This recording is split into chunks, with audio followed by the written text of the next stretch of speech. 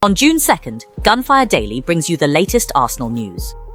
According to Brazilian journalist Vincas Agrani, Jorginho may join Flamengo for June's Trial Cup. Willing to forego his £800,000 Arsenal salary, he'll likely terminate his Gunners contract and sign with Flamengo to participate in June's Trial Cup. The signing will be completed electronically. Fabrizio Romano previously stated Jorginho signed a 3-year contract with Flamengo. This transfer received special approval from Arsenal, allowing him to join Flamengo before his contract ends and compete in the Trial Cup. African sources report Barca's negotiating with Arsenal for Thomas Partey's free transfer. Saudi Arabia is also interested, but Barcelona is taking action. Thomas's future remains uncertain. Arsenal hasn't abandoned plans to renew Thomas's contract. Champions League announced season's best lineup. Dembo leads 7 PSG players. Arsenal's Rice is the sole Premier League player selected. Rice, 26, led Gunners to semi-finals, ultimately losing to champions PSG. Rice excelled in Arsenal's Champions League semi-final. UEFA recognised the Englishman's all-out performances. Premier League's summer transfer window opens. The trial has an impact. Window lasts until June 10th, reopens June 16th, continues to September 1st. As the Premier League's most profitable club, Arsenal can easily invest over £200 million without financial fair play concerns.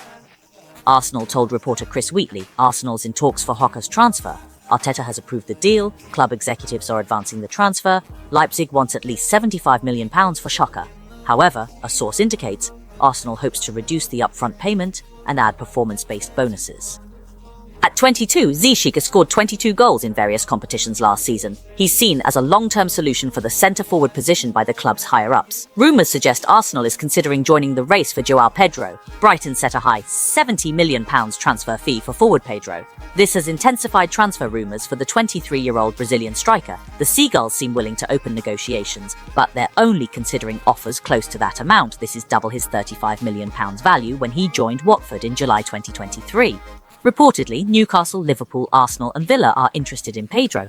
Pedro scored 10 goals in 27 games last season, but due to a training ground clash with teammate Van Hecker, he was excluded from the last 2 games by 32-year-old coach Herzl. According to reporter Falk, Chelsea, Liverpool and Arsenal were previously seen as favourites for Tielemans, but the 3-way race has now become a 2-horse competition. Chelsea, currently 4th in the league, qualifying for Champions League, are leading in the pursuit of Tielemans. Chelsea has already begun talks with the player, and may soon make serious progress. Though Wirtz is set to join Liverpool for a record fee, the Reds are still in the race for Tielemans.